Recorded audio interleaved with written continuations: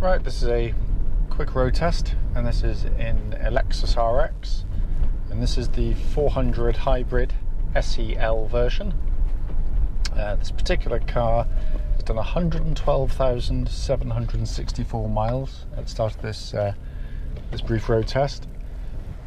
The registration number of the car, temporarily at least, is L70 VKR, because it's a private plate.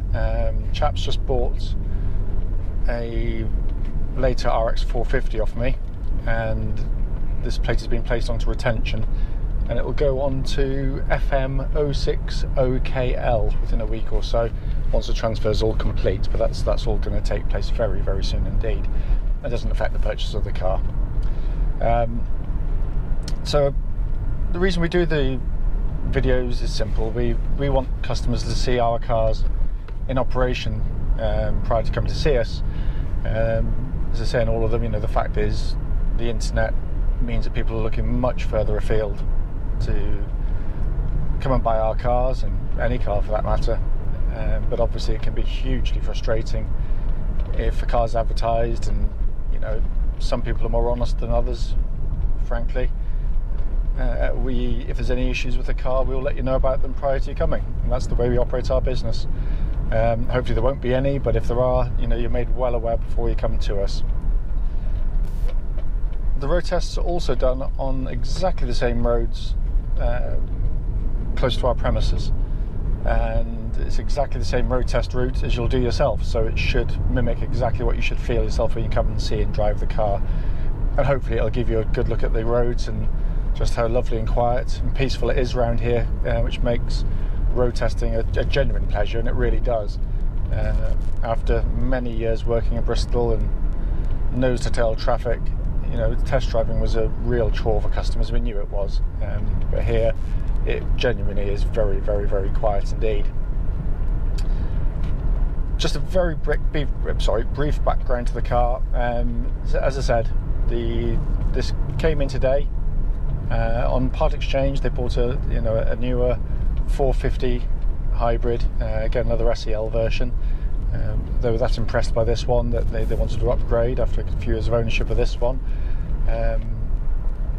But they've looked after this car wonderfully well. I mean, it's not important. I know it isn't, because the car's much more important to you than whoever owned it previously. But I can genuinely say it was a real pleasure dealing with them. Very, very nice people, and they kept the car here in very, very nice condition. The car starts absolutely instantly. Of course, there's no noise really, because it starts, generally speaking, in kind of electric mode, so it sounds silent when it starts. But there's no strange vibrations, noises, judders, whines, or anything at all from it. It sounds, in all honesty, it sounds like some 20-30,000 mile ones that I've driven. It's so quiet and refined in here. It's unbelievable. The engines are wonderfully well made. The only thing you've got to do once every 100,000 miles or so on them is the cam belts, and this one has been done. It was done a year or so ago, so that's got a long time before you're going to have to entertain having to do that again. But the engine is as sweet as a nut. There's no warning lights on the dashboard at all. The temperature gauge at full operating temperature now is just under half, which is exactly where it wants to be in one of these cars. But I could easily be sat in one with a third of the mileage or less still. It's that smooth and refined. Likewise, the gearbox, CVT gearbox, matches the engine beautifully, along with the sort of synergy drive and the hybrid system, and it just gives you this wonderful kind of elastic band sensation of power. It's just so sweet and smooth to drive. They are unbelievable cars. You put your foot down, and you got a nice sort of V6 bellow, but there's absolutely no gear change. It's just this smooth momentum that you build up, and it's fairly rapid as well. You put your foot down and you're up to speed very, very quickly indeed. But it is a genuinely wonderful piece of engineering how they do these things. But the gear change, engine, absolutely spot on. The gearbox rather, engine absolutely spot on. You know, cliched as it is, but it really could be a much lower mileage car. Brakes on the car, lovely solid brake pedal, no vibrations, no pulsing.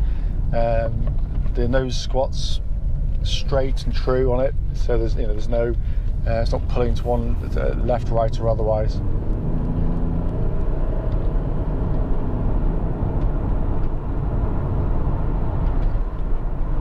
Checking the cruise control system, which works absolutely perfectly. I've set it to the national speed limit here, and just see how quiet and refined these cars are. It really is an extraordinary vehicle, which should also bring up if there was any kind of issues with, you know, sunroof not fitting right, or windscreen badly fitted, or damaged door seals. You'd know straight away because it's that quiet in here. It would be incredibly annoying, but there's absolutely no noises at all. It's just one of the smoothest, quietest cars you'll ever sit and drive.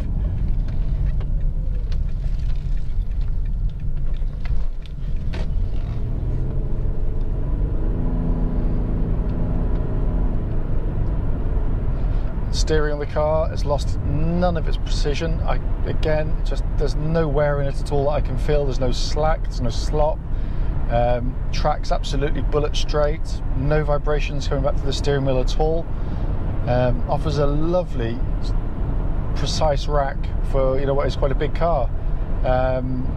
Attached to that, you've got a wonderfully smooth ride. It really is just, I mean, serene is the right word for this car. It is brilliantly designed and resolved in terms of its chassis development.